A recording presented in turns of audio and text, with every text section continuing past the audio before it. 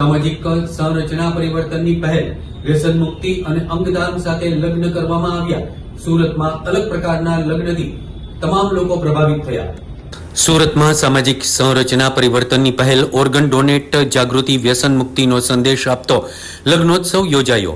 3000ની વધુ વર કન્યા પક્ષના મહેમાનોએ વ્યસન મુક્તિ અને અંગદાનની વચનબદ્ધ પ્રતિજ્ઞા લીધી।